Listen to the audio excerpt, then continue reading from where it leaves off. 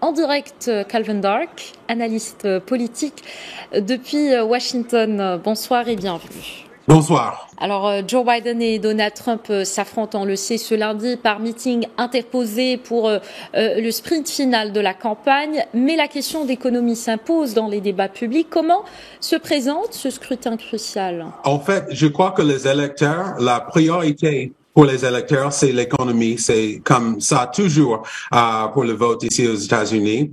Et parce que les démocrates sont le parti en pouvoir, la Maison-Blanche et la Chambre des représentants et le Sénat, les voteurs, ils vont penser de le leadership des démocrates, surtout quand il s'agit de l'économie. Mais ce qu'ils savent aussi, c'est que l'opposition, les républicains, ils n'ont pas encore proposer ce qu'il veut faire pour améliorer les conditions économiques ici et surtout une solution sur laquelle ils peuvent travailler avec la Maison-Blanche. Parce qu'une chose est sûre, n'importe qui gagne les élections demain pour le Congrès, Joe Biden va être le président pour 2 ans de plus, au moins. Alors, je crois que les électeurs vont penser de ça quand ils prennent leur décision. D'accord. Et pour bien comprendre les enjeux de ces midterms, il faut d'abord comprendre les mécanismes propres au système électoral de ces élections législatives américaines, notamment l'enjeu lié à la victoire des États clés. Pouvez-vous nous expliquer ces enjeux? Est-ce que Joe Biden parviendra-t-il, à votre avis, à conserver ces minces majorités au Congrès? Je crois que ça va être difficile parce que ici aux États-Unis, pour la Chambre, normalement, le parti en pouvoir perd des sièges dans la Chambre. Il n'y a que 5 pour les démocrates pour perdre la majorité. Je crois que ça va être difficile, mais c'est possible.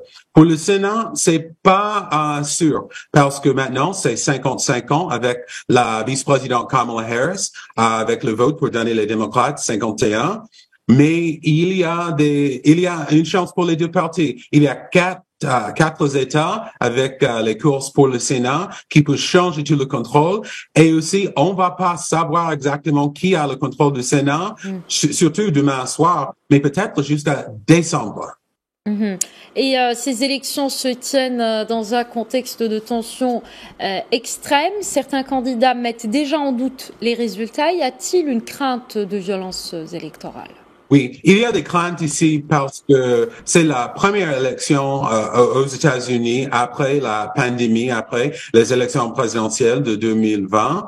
Il y a beaucoup de tensions, il y a des menaces de violence et aussi il y a un grand nombre de candidats chez les républicains qui ont déjà dit que s'ils ne gagnent pas, il y a de fraude pour les élections. Et ça encourage la violence et les tensions. Alors, je crois que ça va être très important de regarder pour ces élections parce que déjà, il y a des gens qui menacent les électeurs, les gens qui ont peur de voter. Alors, ça va être une question très importante pour ces élections de mi-mandat.